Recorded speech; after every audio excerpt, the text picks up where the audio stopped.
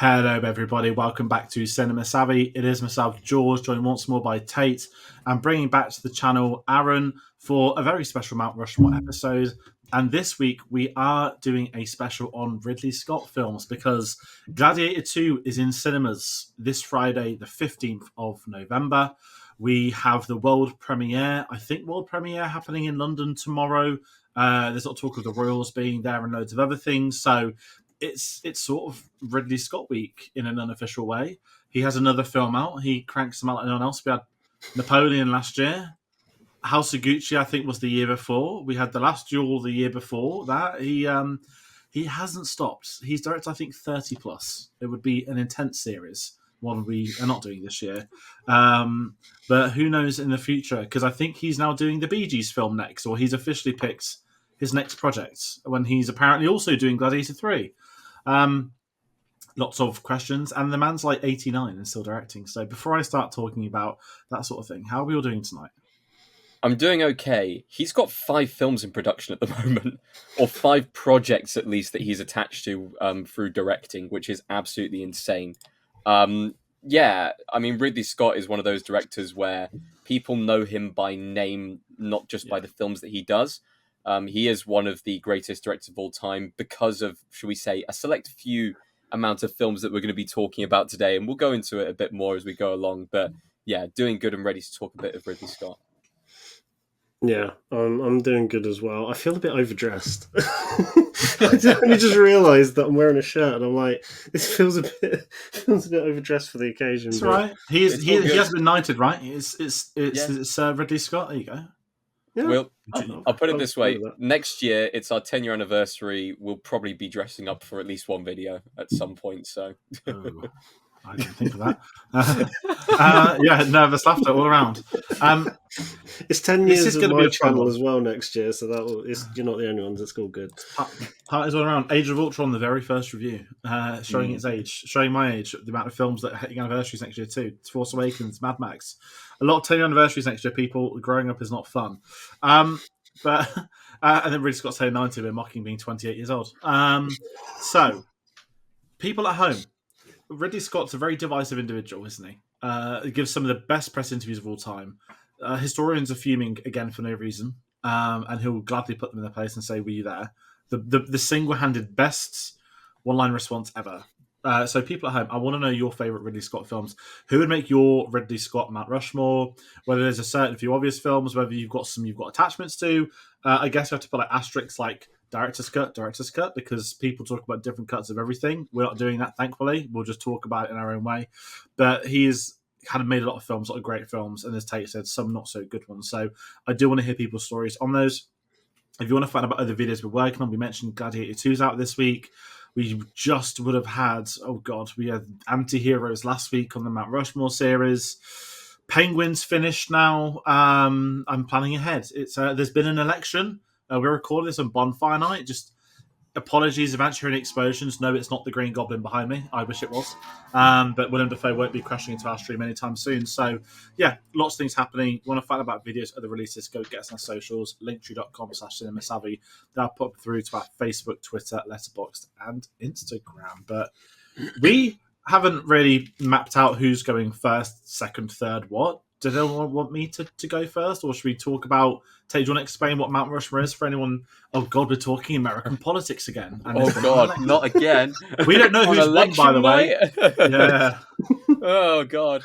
As the time of recording this, it is actually American election night, which is interesting. But Mount Rushmore is a place in America which is on some controversial bits of land that may or may not definitely been stolen. Basically, it's 4 presidents' heads to represent the kind of cornerstones and groundwork that went behind building America.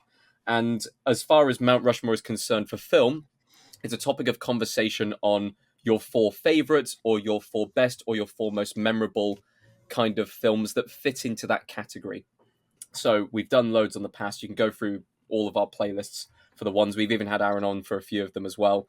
But this one's going to be our 4 that go onto our Mount Rushmore of Ridley Scott films, whether it's your favorite or whether it's ones that just stick in your memory the most or ones you want to talk about that built up his career. just think, if the wrong person is made president of the United States, I would actually put a bet on them carving themselves to be the fifth face, thus Probably. changing this series for eternity. Mm. But Hey, yeah, the it wrong. gives us a fifth option. Yeah, it makes our job a lot easier. But let's hope not. And I didn't name names for people crying. So I'm not going to get into that. But we'll know. We'll know in real life. Some of the video comes out. You might be laughing. You might be crying at what we just joked about. But we don't have the faintest clue, Nike, what else is going to happen in that country. Because I'm predicting a lot more than a president getting elected. I think there's going to be some batshit wild things happening in the foreseeable weeks and months. But let's talk about something nice. Let's talk about Ridley Scott. What a guy. Shall I go first in my first pick? Go for it. I feel like we're going to do round robins, and I'm just going to put them chronologically, just in case we're on the same page. One has to do it this way. I'm putting Alien on first. Quite simply put, it's Ridley. I mean, he spoke about it recently, didn't he? At the Alien premiere for the new film, he actually said, "I watched Star Wars and was like, oh my god, I can't make a sci-fi film like this. Let me scrap my idea." And then he went and made Alien that followed. The fact he didn't think he'd make a film as good as Star Wars, so just made Alien instead, is crazy. It's one of the best horror films ever made. It's combined as one of the best sci-fi films ever made. And it kickstarted one of the biggest franchises of our time. And if I'm really honest, this series has never, bar Aliens, which is a James Cameron film, not just by director, but in terms of everything, they've never been able to leave these first two behind. Everyone comes back to them with good reason. It's a phenomenal film. I absolutely love it. I saw it, I think, last year for a video we were doing. Yes, James Cameron or Fincher or both. We did Aliens and Alien 3. A Ridley Scott retrospective would have completed the first three Alien films. And Covenant and Prometheus, to Tate's delight. But yeah, this was obviously going on this list, so I can't add too much more to the Alien conversation, but I am going to say its place within cinema is almost unparalleled. Like it sits near the top at many lists, and I think for great reason. And I would say it boasts one of the best ensemble casts. A lot of great character actors with a phenomenal lead. It's not his directorial debut, but it may as well be his kind of. It may as well be his kind of grandiose opening to the major stages of film. And it goes down as one of the greatest horror films of all time, goes down as one of the greatest sci-fi films of all time, and ends up near the top of both of those lists, which is absolutely crazy. It's just unrivaled suspense. It's beautifully crafted. It's so well put together. The practical sets, the brilliant acting across the board that comes with the film, and the great direction of it, and everything included. I mean, I know we usually go around in circles and we say, oh, we comment on the things and then we say it's on our list. This is the first thing on my list as well. I want to point that out. It deserves to be on the Mount Rushmore for Ridley Scott films because it's one of the greatest films ever made. It's very hard to argue against it in any way, shape, or form because of that. It's so influential when it comes to sci-fi and horror, and it has the longevity to go with it. It has a franchise to now back it. The fact that when we were talking about the new Alien film this year, Alien Romulus, we were going, well, this is the closest any of the films, the 5 or 6 ones they've had, including the Alien vs. Predator films that have come in there, that has come anywhere near close to what the first film delivered on as far as a suspenseful sci-fi horror film. You could say that Aliens is more like an action film, if anything. So I would kind of not categorize that as much in the horror category and more like a sci-fi action film. Alien is so different in every way, shape, or form. The inventiveness of the storytelling that's involved in it, and just overall, everything that it brings to the table, it has stood the test of time, and it wasn't his first film, but it is definitely, the first film that people think of when you think of Ridley Scott. Yeah. Spoiler alert, it's the first on mine as well.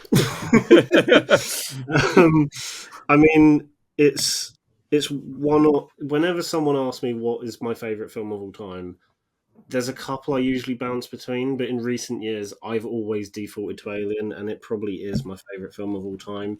It's one of those rare films where, like, no matter how many times I rewatch it, I always find something new to appreciate on every watch. I guess to an extent as well, Aliens, but I get that more so with Alien. yeah, I'm just going to end up repeating what you guys have already said. It's iconic. It's incredibly influential in because if this film hadn't have existed, a ton of other films probably wouldn't have exist now.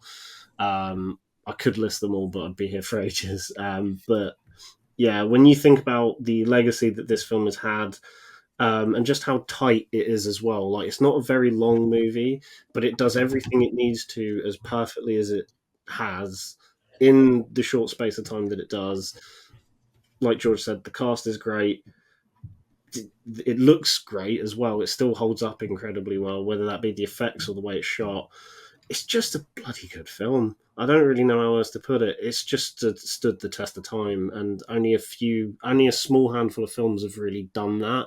Where no matter how old you are, how many ever years into the future it'll be, you can still watch those sorts of films and still like appreciate them for what they are because they still look and sound and feel great and still look brand new. And Alien for me is one of them, and it will always be one of those films. Yeah, very well said. I feel like we're going to do this maybe a few more times. Yeah. The quickest round one of all time. I'm going to move on to my second pick, and I feel like we were talking about Aiden a little bit later. But how do you follow up one of the best sci-fi films ever made? Do you follow it up with one of the best sci-fi films ever made, with Blade Runner? I'm not picking a cut. Obviously, the one I'm familiar with, the one I know is the final cut. I came into it at the age of 15, 16. I'll be blunt. I don't particularly care to bother to see other cuts of films. We live in an age where people find editing software and devote their lives to doing fan edits that no more than 10 people are going to watch in their lifetimes. To them, I say, okay, that's your hobby, fair enough. But theatrical cuts, different cuts, studio cuts, all these sorts of things. I think maybe, I don't know if it's an age thing. Us guys growing up in you'd buy a DVD, it's like, this is the extended edition. It's like a one deleted scene chucked in that no one cared about. It's not Lord of the Rings, which is yeah. There's just so many. I feel like every Blu-ray I bought for years was like, this is the extended cut, and it was always just a scene. I understand your Lord of the Rings, who this is a completely different film in a way. Theatrical films are paced better, is something I like to say because they are, but the extendeds are better films. But theatricals, there's a reason they're theatrical cuts, and they were successful as theatrical cuts. And they won Oscars as theatrical cuts, not extended cuts. That's something I do like to bring up. Ridley Scott, though, loves the director's cut. But Blade Runner is just a mess looking at cuts, so the final cut is what I know. Again, at the time, you've got Harrison Ford. He's just done Star Wars. He's done Indiana Jones.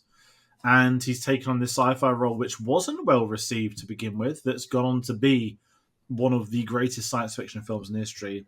That ended up with a sequel better than the original. Different conversation, I know. But you can't not include it on this because it isn't just the storytelling perspective of this, what it means to be a human, or what it means for, I guess, very topical artificial intelligence, and the consciousness, and should they live, what's it like to feel, all those kind of questions that is something we're talking about as a society today, which was looked at 40 years ago, and no doubt looked at decades before it in other mediums. I'm sure people could find too. And I don't know what it is of this. Is it the incredible score? Is it the production design? Is it a combination of all of it? But there is no science fiction film that's ever looked like this that I don't think has been able to do the same thing. And it really does stand on itself in a very that's not a real word, not Conchestbusters, but a contested genre where you think everyone's ripped off Alien, everyone's ripped off Blade Runner, but no one's ever been able to replicate Blade Runner, and that wasn't a replicant, pun intended, either. Blade Runner made science fiction feel like science reality. It showed us a future that actually felt lived in and real. And that's where I see it kind of step away from what was the sci-fi of the time. You're looking at your Star Wars is into your Aliens, and then a few years later, you're looking at Blade Runner. And once again, this is a cycle of, George, it's your pick. It's obviously my second pick, as it is one of the greatest sci-fi films of all time. And there is a debate out there to whether it is the greatest sci-fi film of all time. I think it's a better film than 2049, but I prefer 2049, which is another unusual debate that we will get into at some point. This is a classic sci-fi film that is completely unrivaled. Disliked at the time, and whether that was down to the cut that it came out with or whatever, it's now looked back on as just a classic, as a film that is remembered by many to be just phenomenal and superior in every single sense. And I think of the final cut whenever I think of this film. I think I've seen the director's cut or one of the different cuts of it. I've never seen the original cut of the film, which I believe is the one with the he has voiceover in it, doesn't he? Harrison Ford kind of talks his way through the detective story. I haven't seen that version. But I do remember going to the cinema a few years ago for one of the anniversaries of it and seeing it on the big screen. And outside of seeing Star Wars in the Royal Albert Hall, I don't think I've ever had goosebumps like that for anything I've seen in film before. Just watching it on the big screen and reliving that through a cinematic experience, it was absolutely mesmerizing. And it's one of those films which I can happily throw in at any point. It's one of Harrison Ford's best performances of his career, one of his most iconic roles. And just the world building and everything behind that, take away the whole, human connection, trying to adapt Philip K. Dick's novel and all of that. Just the world that's built and what we see on the screen is beyond imagination, but it feels real. It feels like something you could imagine as a future, and the future's kind of gone that way. I wonder if this film had influence over it, with the big billboards and, the kind of bustling streets and stuff like that. You look at kind of a modern Asian country and it almost looks like it. You see things on Reddit all the time of like similarity Elon shots. Musk is getting sued, isn't he, for stealing Blade Runner concepts for a He new is. vehicle? And iRobot 2 was... I was not But there. no, Blade Runner is a phenomenal film that has stood the test of time. I'm matching you, George, in your first two picks. Probably going to match you on the next pick as well. But phenomenal film. I'm going to mix things up because Blade Runner's not on my list at all. Oh, Get out. All right, fine. So don't get me wrong, I adore Blade Runner. It's grown on me more over the years because it's one of the... Funnily enough, I had a similar experience with the first Alien. Is I watched it probably too young of an age, and I found it quite boring. And we're talking about like secondary school age. And then I revisited and I was like, I think I didn't give it the kind of, the mindset it deserved. So I rewatched it again at college, both of them. And it just, again, similar to Alien, Blade Runner just kind of gets better on every rewatch. And similar to what Tayte was saying, I feel like Alien and Blade Runner both feel like you can physically reach out and touch those worlds. Like they feel lived in, they feel real to an extent, and they feel believable. Well, I mean, both chest bursters and replicants, but the actual world that they create, they legitimately feel real and lived in as well. But no, I've not got Blade Runner on mine. I was going to say this for my first pick, but I'm going to say it now because my picks are obviously deviating. Is that like I've tried to pick 4 films that kind of each film defines a specific era of his career, but also trying to find that sweet spot between showcasing that versatility of him as a filmmaker. Because I was saying before we started recording, is that when you look at his filmography, he's almost tackled every genre. And there's only a couple of directors like him, maybe Spielberg as well, that have really delved into almost every angle of film in terms of genres. And so my second pick, which is probably going to be your guys' third, is Gladiator. Because I feel like Alien defines his early career. Gladiator is the perfect film that kind of defines the middle of his career. Ever since it came out, like it's always been a classic in my head in terms of how people have talked about it, and that's even growing up in the 2000s and it being a film from the 2000s. It's always been held in such high regard that it's always been in that mindset in the back of my head of like, oh yeah, Gladiator is always a classic. So it's a bit like when you talk to anyone about film, it's like, oh yeah, the classics are The Godfather, The Good, the Bad, and the Ugly. It's like there's a handful of films that already have that status. And it's always felt like Gladiator has been one of those films as well. And again, similar to the first two that you guys have said, Gladiator does feel like a film that kind of gets better with time. Like you can rewatch it, and it's not a film that's particularly rewatchable, but because of its length, I think. But when you do come to rewatching it, maybe 5-10 years down the line, it still holds up.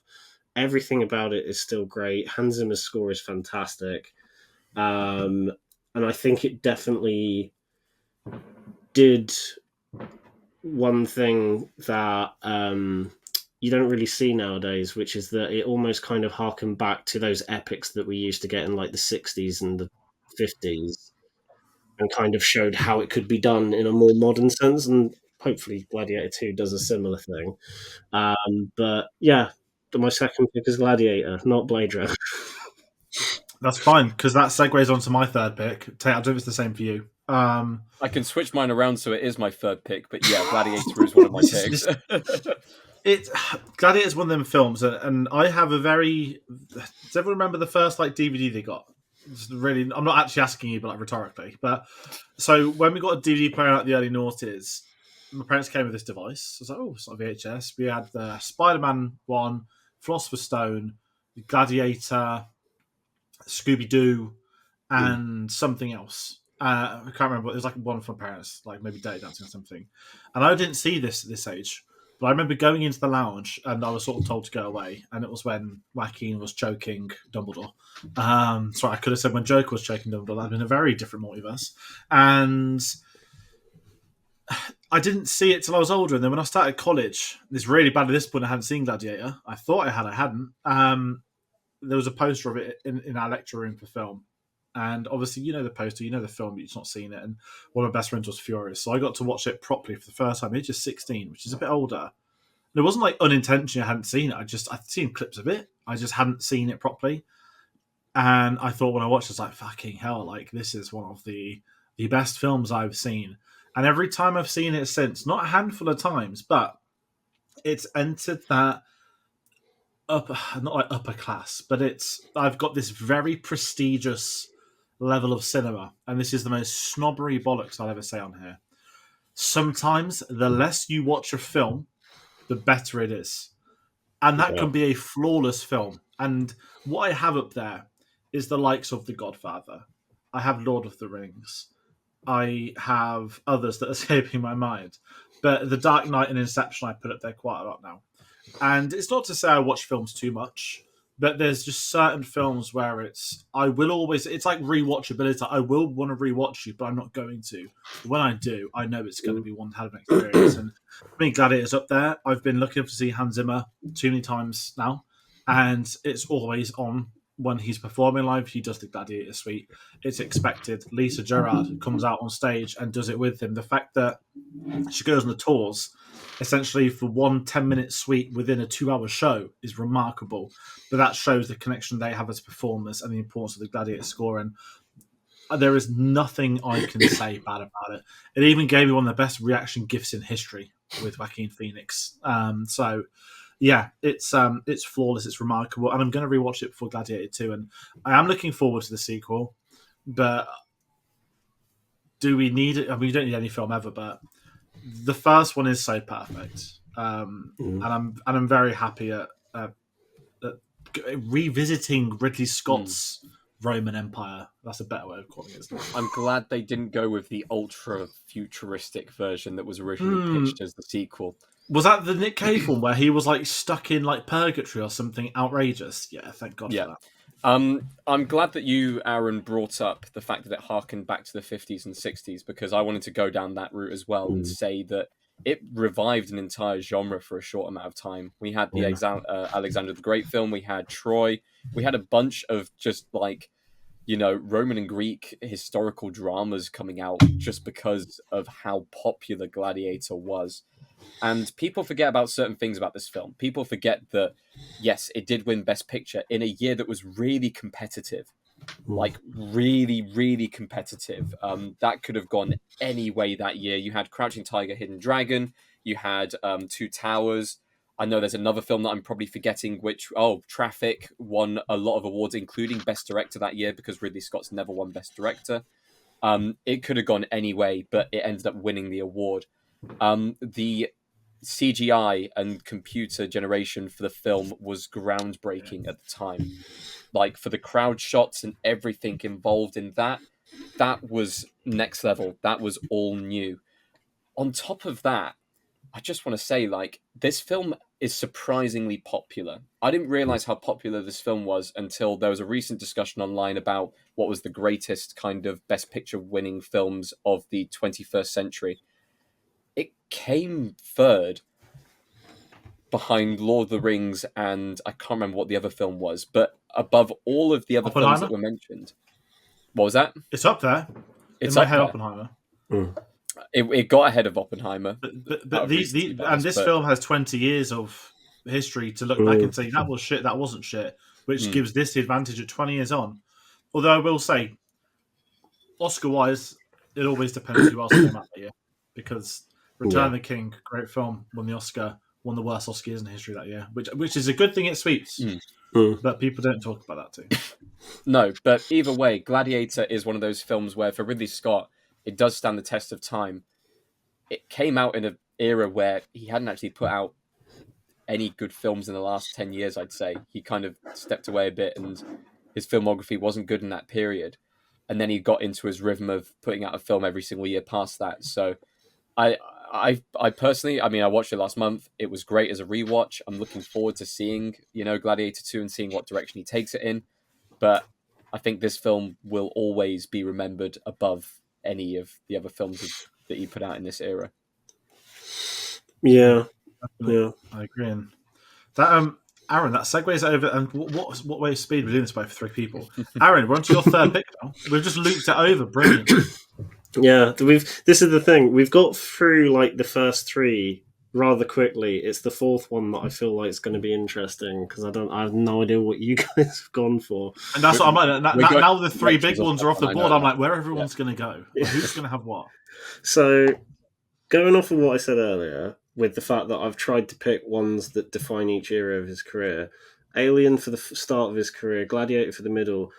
For the later end of his career, I've gone for The Martian, which I think is possibly, again, take this with a grain of salt. I know what I mean when I say this, but it's like the most entertaining film he's ever made. Like, in terms of just an entertaining, fun movie, The Martian is possibly one of the best he's done. Like, obviously Gladiator is entertaining, Alien's entertaining, but they're all entertaining for their own reasons. In terms of like a crowd pleaser film, I can't really think of anything else that's come close that he's made similar to The Martian. And I think, I'm trying to think, this might have been the first Ridley Scott film I ever saw in the cinema, so it's got a bit of a personal thing for me in that sense. Similar to Gladiator, I always have an inkling in the back of my head of like, I really fancy rewatching The Martian, but I always never get around to it. But it's a film that I always want to rewatch.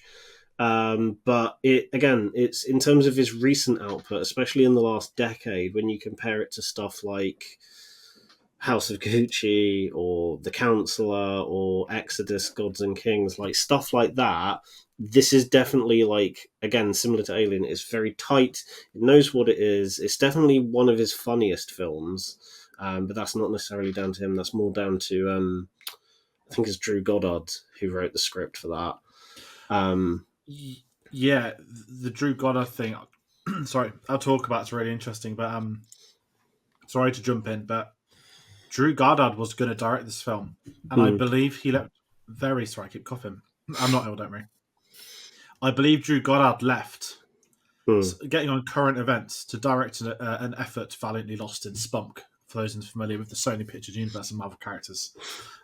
He was going to do the Sinister Six film. He left The Martian to do that. Guess what? That film didn't get made, obviously.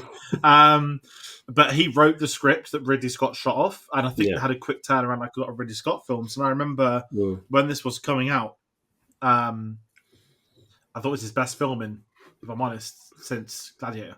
And I think that was the problem with that tagline was that every Ridley Scott film for about 15 years had the tagline, his best film since Gladiator. And I love The Martian. It's funny when it shouldn't be, the subject nature. My only not questioned because it's not been criticising because it ended up being a very, very good film, is I've always wondered how much of it was Drew Goddard and how much of it was Ridley Scott. Without like slagging him off in his own celebratory Mount Rushmore episode. Yeah. Is it no. really interesting? I've seen The Martian once when it first came out, and I remember liking it. I haven't revisited it. I've had no interest in revisiting it. Is that really odd? I know that it's a good film in my head. I remember it being funny. I remember certain clips from it. But I don't know why. It's never taken my fancy to go back and actually watch it. It does feel like one of those films where, like, as when you're in the moment watching it, you're having a blast. But as soon as like you give it a week or two, it's like you never will get around to rewatching it, even though you might want to rewatch it. But like, I've only seen it twice, and it came out in 2015, and one of those being the first time in the cinema. So like, it's I guess it's similar to what George said with Gladiator, is that like you don't rewatch it often, but when you do, you're kind of happy you've put it on. Like, you're enjoying it in the moment. Interesting. Sorry, I know I cut in front of you. Do you have anything more to add on The Martian, or shall I? No. The only thing I was going to add is that I genuinely, again, going off of what you were saying, I do genuinely believe this is like his strongest film. There are really good films he made in the 2000s. And Prometheus, which I really like. But there are, I just feel like in terms of him working on full blast as a filmmaker, this is probably his strongest since Gladiator.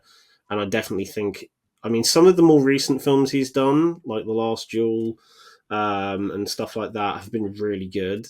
But I think in terms of his recent output in the last decade, it's probably his best. I know it's a bold statement, but like when I'm trying to think about other stuff he's done, it still holds up compared to stuff like Napoleon, which has issues, Last Duel, which has controversy. You know, I feel like The Martian still kind of holds its ground in terms of like, it's very good. That's kind of all it needs to be. No, I'm with you on that. I'm going to get into my fourth pick now, and I don't know if this is going to come up to us. I feel like everyone's going to have a different four, maybe. My fourth choice was almost The Martian, because I think The Martian's great. I'm the same as you, Tate. I saw it once, but I've never felt the need to go back to it. It's always in the 4K sales. Like, it's like I think as 4K was launching, The Martian was one of those like introductory films. Like, everyone seemed to get it in bundles and stuff. And I think I've got it on 4K. I can't bother turning around to look, but I've never gone back to it. And another film I'm going to put on my list, which I haven't gone back to, which I actually think should, and any fault of this film lies with the studio that did not bother to release this, to distribute it, to market it properly. I know it was COVID, but I do not care. The Last Duel is a fucking phenomenal piece of filmmaking. The man cranked this out. And then he did House of Gucci a month after, and people were only talking about House of Gucci. They didn't bother marketing this. They didn't bother releasing this. And this was all Disney. And I'm not ranting because Adam Driver's in it. And yes, it was Adam Driver's last great film I'm going to add to. I know he's on theatre at the moment. And he's just been cast in a very interesting film with a different conversation. But Ridley Scott, I had no thoughts on this. I was like, oh, Ridley Scott's doing like a historical epic. Oh, it's called The Last Duel. And I remember like reading before it came out, I was like, oh, like it's about two people fighting to the death over the story of a wife, blah, blah, blah. And I was always intrigued by it. And at the end of the day, I was like, yeah, people are excited because Matt Damon was back together with Ben Affleck. That was a big selling point. I think the pair wrote this film. I'd need to double check that. Yeah, they did. I think they got a consultant of a woman for specific parts, and she's like a third writer on the film, but they wrote 99% of it. And I wouldn't have been surprised at that point if Ben Affleck was potentially down to have been what Adam Driver's role was, which might have been a bit too on the nose with their friendship. But this is, I know Rashomon isn't brought up a lot, and I know it's placed within history, and it's that sort of setting the standard of narrative structures going back to the 1950s, Japanese new cinema, and it's that perspective of, you're going to hear a story 3 times or 4 times in Rashomon, and it's up for you, the audience member, to determine who was telling the truth. This one took a really interesting approach on that logic, particularly, I guess you could say after the Me Too movement and whatnot, with like the treatment of women within cinema, casting Jodie Comer, but essentially a victim of sexual assault, and her husband's going to fight, not the accuser, the I don't want to get the political terms wrong, but Adam Driver's the one that did it. Matt Damon said, I'm going to fight you to the death for doing this, and if I win, you did do it wrong. If you win, it was all a lie, then we'll kill Jodie Comer too. And it was a really, I don't say that interesting in that way, but the first third of the film is Matt Damon's perspective. The second third is Adam Driver's perspective. And the final third is Jodie Comer, the truth. And it's a long film, but it's really worth watching. And I'll be honest, this sounds terrible. I didn't think Ridley Scott had it in him to do a film like this anymore, because even if you take away the story, the production design looked great. The fact they shot a lot of this during COVID, shot in England and Ireland, I think a big chunk of it. The sets looked amazing. The costumes, the choreography on the fight scenes, which has me excited for Gladiator II, because I'm like, well, he has done action in the last couple of years. He's done it very well, and it is people fighting to the death like a gladiator pit. So we know he can still do that.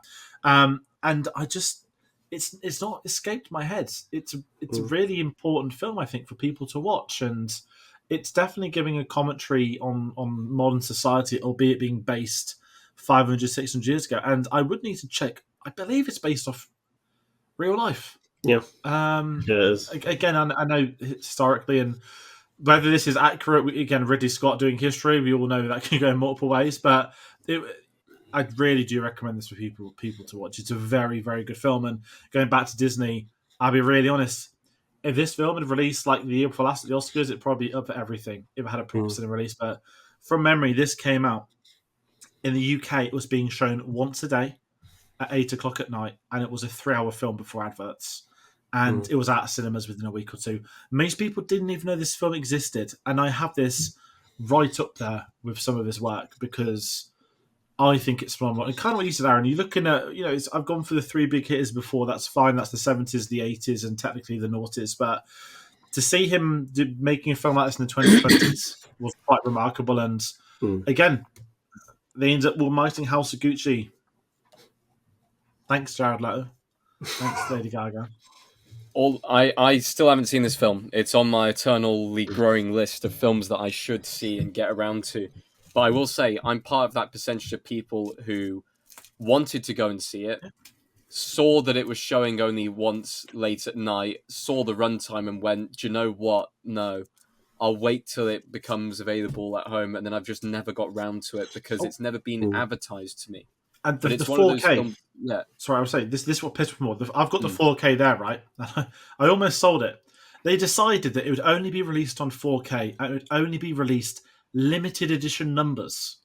So I pre-ordered it because I wanted to have it because it's a great film. But that even meant the people that wouldn't even ever see it at HMV because it was a limited edition 4K steelbook that was sold out online to Zavvi only. So it was going for tons online. But the logic was, no one's going to hear of this in the shops. And this was the Bob Chapek model of, let's get it on Disney+. And what happens on a streaming service a week after a film comes out? It's gone off the main menu, you never see it again. Yeah. Sorry to jump in and say that. It just does my head in. I think Ridley Scott was fucked over a bit by Disney on that. That's not a statement. But. Yeah. Any other comments on Last Duel? Or we? I was I was just going to add that one of my biggest regrets is watching this when it dropped on Disney Plus. Like I kind of wish I'd seen it in the cinema, but it was one of those things where it's one of those things where I really want to see it in the cinema. Suddenly it wasn't showing anymore, and then about a month later I was like, oh, it's on Disney Plus. I'll give it a watch, and I ended up absolutely loving it. I will admit, I think 1 because of its length and 2 because of its subject matter. It's a very hard film compared to some other ones that he's made. That because I've seen it once, I'm happy I've seen it. I love it, but I very rarely feel like revisiting this. I think for both of those factors, but it is. Well, I think, like you said, I didn't know he had this in him, and then he went and made it, and I was like, wow, this is genuinely brilliant. Where has this been for the last couple of years? But yeah, no, it's a fantastic film. Brilliant. So moving on to my final pick, we're going back in time Jumped about a bit just because the pick of Gladiator pulled me forwards a bit. I'm going to drop back, and I'm dropping into not the first film you think of when you think of Ridley Scott, but definitely a film that I think deserves to be mentioned because of its cult status in film cinema, because of its actual message, which still rings true to today. I picked Thelma and Louise, a phenomenal, one of the best road trip films of all time, which is about, two good friends who get themselves into a bit of a shit situation. It's not in their control, and then they just go, do you know what? The world's treating us like the worst way possible, so let's treat the world horrible as well. Susan Sarandon and Gina Davis are delights in this role as Louise and Thelma, and it's just one of those films which just makes you smile. Even though it's quite a horrific subject matter, to start all of the events, one of them almost gets raped, and they shoot someone. Yeah, horrific events that still happen today and of course need drawing attention to. But then they go on the lam and they go on the run and they go and experience life. They understand that their husbands aren't treating them well. The world isn't treating them well. They're on the minimum wage, everything's getting them down. And they become free because of it. They find their freedom in realizing that the world has been kind of shackling them their entire lives. And now that they're on the run from the law and they're a bit more rebellious, they can actually live life a little. It has some great performances in there as well from Harvey Keitel, Michael Madsen. A very, very great, and I completely forgot he was in the film, surprise performance from Brad Pitt, who's in the film for a short amount of time, who is an excellent character. But once again, it draws back to these lead two, and it's one of the greatest film duos ever put to film history. It has one of the greatest final shots in film history as well. And once again, the score, brilliant. Hans Zimmer plays out the park again. And just the landscape shots and just everything in between. It's a film where I put it on the other day. I'd seen it before a few times, and as soon as it started, I was completely engrossed again. It just draws you in and it makes you love the characters and it makes you so angry about what they have to go through, but so happy that they're free at the end of it. It will stand the test of time as being a great cult classic, and I do genuinely think it's one of Ridley Scott's best. Yeah. It's one of those I've seen clips, but I've still not seen it fully. Yeah, I'm going to be brutally honest as well. It's one film that I've always wanted to see. It's always been like near the top of like, I need to watch that film. I have the bloody Criterion of it over there, but I have not watched it yet. I'm a bugger for buying a Criterion of like, oh, that's a film that everyone mentions, and I will watch it at some point. Not got around to it yet, but I would get round to it at some point because I've heard so many great things about the film. Plus, I love Susan Sarandon. I think she's great. I'm biased because Rocky Horror is one of my favourite musicals, but yeah. I'd just say just the chemistry on screen between the two leads is brilliant enough to watch the film, but the transformation from who they are at the start of the film to who they are at the end of the film is great as well. And it has different kind of commentaries in the film about abusive relationships, about how they can be abused themselves and just all of that stuff. It also has comments on police brutality and the way that they go about procedures, and how, one small thing of them self-defending themselves to protect themselves from being raped can lead to just like things getting completely out of control because of the way that the police have handled things. It's a film that still rings true in this modern time, which is hilarious for a film that came out in the 90s. But, Ridley Scott gets it. He directs it well, the actors play the characters beautifully, and I'm glad that it's still got an audience. I'm glad that people still talk about the film, and I'm glad that it is still watched out there. I'd highly recommend it for everyone to watch if you haven't. It's a great film, really, really good film, and I'm glad that it isn't buried in his filmography like some of his other films have been. I know what I'm doing this weekend. Watching Thelma and Louise. That's the one. Final pick, Aaron. So my final pick, I mean, even when I put it in, I solidified my top four pretty quickly. Not top four, my Mount Rushmore pretty quickly. But this fourth one always felt like a bit of a wild card because no one really talks about it that much anymore, which I think is absolutely criminal, and that is Black Hawk Down, which always gets swept under the rug in terms of conversations about like great war films or some of the best of all time. I think my previous three picks highlighted those specific areas of his career, but I think like this film in particular is a great showcase of his versatility. Again, going off of the fact that he's made stuff like Gladiator, and then he's also made stuff like Blade Runner and Thelma and Louise, which are all tonally completely different to each other.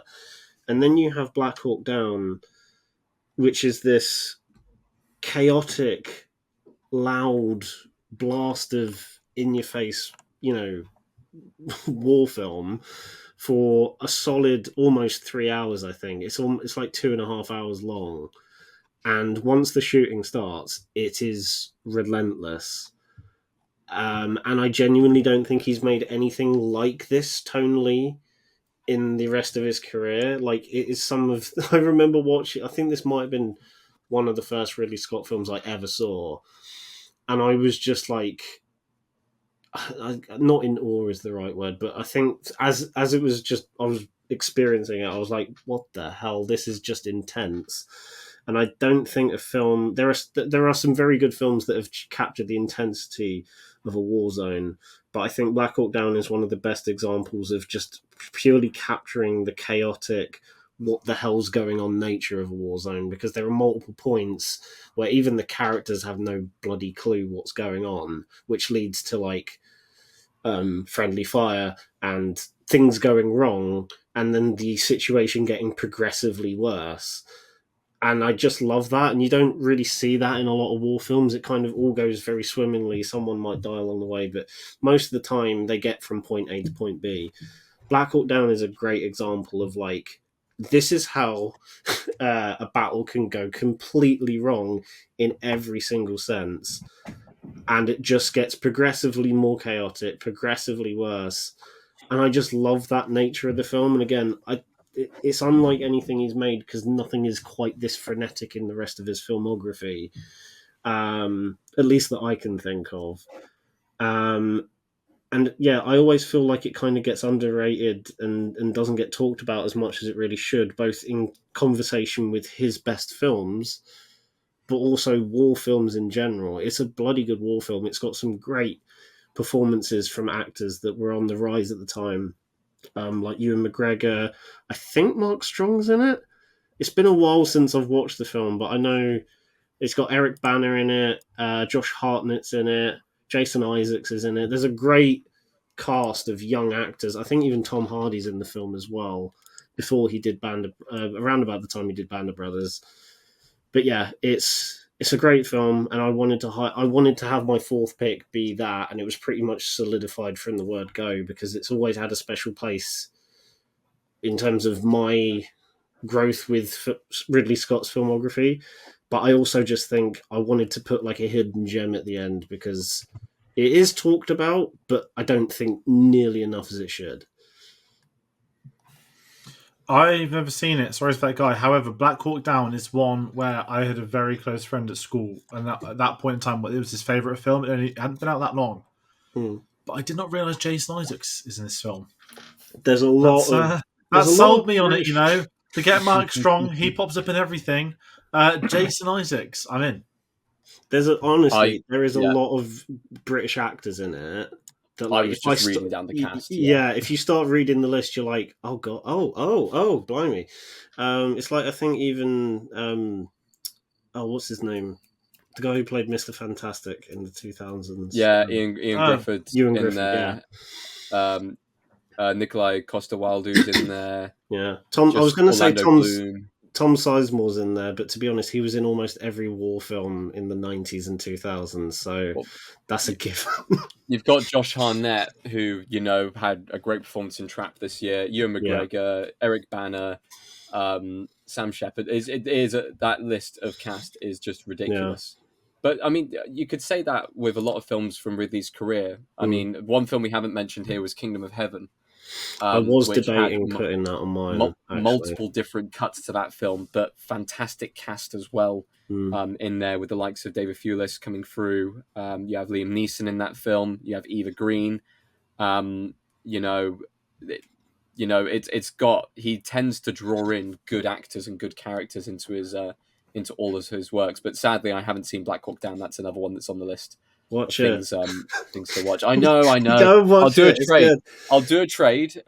With George, I'm going to watch The Last Duel, and with yourself, I'm going to watch Black Hawk Down. Yeah, and I'll watch. I need to watch both. Yeah, but I also need to finish watching. Not watching. I need to rewatch Gladiator before Gladiator 2 because I don't want to go into that film. My biggest fear is rewatching Gladiator before Gladiator 2 because not that I'm going in with the expectation of Gladiator 1, but if Gladiator 1's fresh in my mind and then I'm not hearing a Hans Zimmer score, which we know is not happening, I'm just going to be sat there like. I'm excited for a water-filled Colosseum though, which is historically accurate. Yeah. Have you seen the Colosseum popcorn buckets as well? Yes. Yeah. And there's a little 3D Pedro Pascal in there. That'd be great. I love He that. even gets a Pedro Pascal. I love that popcorn tins have become the trend once more, and they're not available in England ever. Like the nice ones, the ridiculous ones. I was going to say we get the generic like metal ones, which I've got like a few on the door there, yeah. but we don't get the proper outrageous. When Barbie came out, there was a pink Barbie car. When Jurassic World came out in Japan, you got a dinosaur egg. Or the ridiculous Deadpool and Wolverine ones, which were just. We get toppers at Cineworld. Who wants toppers? Who wants toppers? No one. And the price no one charge for those cups as well. Yeah. Anyway, those are our 4 picks then. Should we go through them? Yeah. So I have on my 4 Alien, Blade Runner, Gladiator, and The Last Duel. My 4 picks are Alien, Blade Runner, Gladiator, and Thelma and Louise. And my 4 are Alien, Gladiator, The Martian, and Black Hawk Down. Very interesting. Now we get the fun list. We get the combined. Sorry, I mean, we do a combined one. Let's throw a bone, right? Before we talk about the inevitable big 3. Not would anybody like to make it? Would anybody like to very briefly talk about a Ridley Scott film no one's mentioned today? Yeah. Can we get Prometheus as far away from this list as possible? No. I know you both love it. I know you both love it, but there's no way it's going on that big Mount Rushmore. Not a chance. Can it just be one of the boulders on the side next to it, so it's like in Maybe view that's when going to be someone the takes a picture? thumbnail. Maybe I'm going to put the croissant chip to find out to get it in the thumbnail. Actually, you know, I haven't designed the thumbnail for people watching. I hope the thumbnail looks nice, but it probably won't because this is my brain has no idea what to do for this. You know, I was going to say You go. Sorry. Go on. I was going to say, when they go into that giant chamber and there's the massive head, that just is 4 of them for the thumbnail. Just 4 of those giant alien heads as the Mount Rushmore. The only one that I would say from today that wasn't really mentioned in the video would have been Kingdom of Heaven, but even then I would say that I think people have stronger picks that they've already picked. I think the 3... I know that Aaron didn't pick Blade Runner, but I think those 3 are dead solid. They're on the list. Yeah. There's no debate there. Are we doing release date order? So you go Alien, Blade Runner, Gladiator. Realistically, if we're picking a 4th film there, I'm going to go ahead and say I'm happy to throw my hat towards The Martian, purely out of the fact that it's probably his best film from his modern era. It's probably his best film that he's put out in recent years. I haven't seen The Last Duel yet, but I have seen The Martian, and from watching The Martian, the one time I watched it, I had a great time. Maybe I'll watch it again at some point, but I think that one, it would be a clear selection from my end at least. I agree with The Martian. I think we're almost 10 years after that film's release now, which is definitely giving it a bit of time. And again, when you're looking at that like career retrospective Mount Rushmore, it's not what's the 4 best, it's not what's your 4 favourite. This neutral, subjective or objective, I always get the 2 mixed up in the context of this part of the video, but you have that 3, the quickest 3 we've ever locked down, let's be honest. We've explained this like 2 minutes more than it needed to be. But it literally did come down to, in my eyes, it came down to Thelma and Louise or The Martian for the final slot. I love The Last Duel, but I understand why it's not there. I would have and it loved hasn't had the legacy. It hasn't got a legacy to be there. I would have loved to have thrown in Thelma and Louise, and do not get me wrong here, Thelma and Louise does deserve to be there, but also the fact that Thelma and Louise is in the 90s, and he didn't have a good 90s. I'll put it easily. He did not have a good 90s. Okay, this so is an era with The Martian. I mean, I'm happy for The Martian to go fourth, but I would have heavily argued for Thelma and Louise as well, because I feel like, unlike The Martian, Thelma and Louise has had more of a cultural impact than The Martian. Like, The Martian is very good, and I think it is up there with The Last Duel as like one of the best things he's done in the last decade. But I do think there is a very strong argument for Thelma and Louise being there because of its cultural significance and the fact that it's become pretty much a cult classic at this point. And it's one of those films where, like, it's similar to Gladiator in the sense that, like, you know of Thelma and Louise, even if you've never seen it, or even if you're still getting used to film. Thelma and Louise is usually one of those things where, like, oh yeah, I know Thelma and Louise. Yeah, I know that one. Even if you've never seen it, it's always kind of there, like The Godfathers and The Gladiators. It's always kind of there in your subconscious. Like, I know that film exists because it's so iconic. Yeah. If we're talking about recognition, when I think of The Martian, I think of the Matt Damon, I'm going to science the shit out of this. When I think of Thelma and Louise, I think of the final shot of them driving off the cliff. Spoiler alert for anyone who's not seen Thelma and Louise. Everyone knows the ending, though, isn't it? Everyone knows the ending. Yeah. It is one of the most famous film endings of all time. Yeah. I mean, I picked Thelma and Louise on my list. I'm happy to endorse The Martian, so I'm guessing it comes down to George to... I've not seen Thelma and Louise, so I can't give a... I've seen The Martian once. I've not seen Thelma and Louise, and I know them both by rep. And kind of what I said, right? I know it comes down to those two for you guys to put it on. Now, it'd be unfair for me to say put The Martian on because I've not seen Thelma and Louise, but to me, as long as it's out of those two, I'm pretty chill. Personally, I like the reflection of let's go 2015 filming because everyone spent years saying Ridley Scott's washed, which I don't think he is or has been. Particularly if you look at actually, what happened after his brother passed away and he was still cranking out films. And I know he dedicated a lot of his work to Tony Scott as well. But I'm fine with The Martian, but I'm going to let you two guys decide that.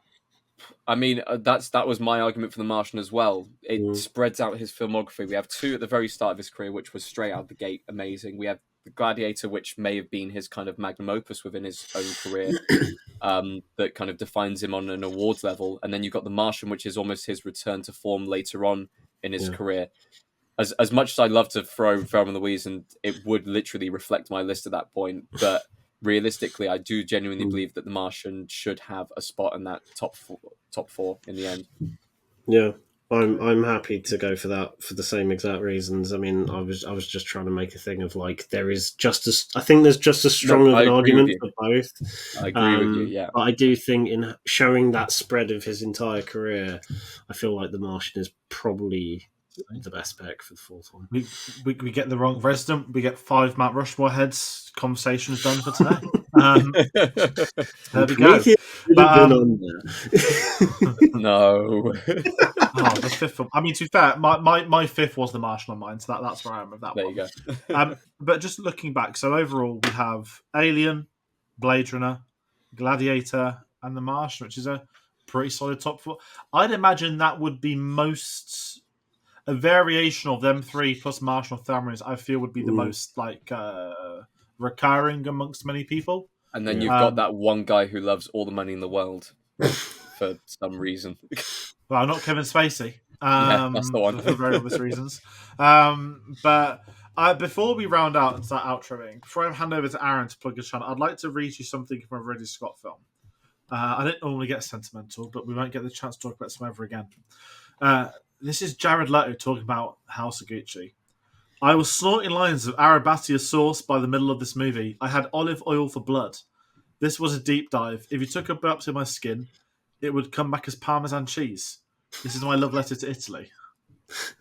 That's got no relevance on this video, but now that Lewis Hamilton will be driving for Ferrari, I am very much going to be Jared Letterman in F1 next year. So I completely forgot that quote existed.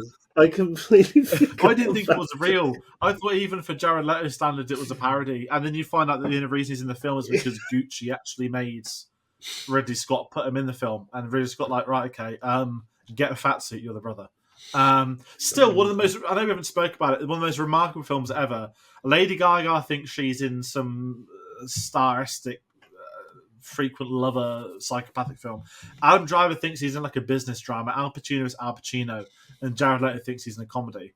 And no one knows what the film is, and that's why it's so hilarious.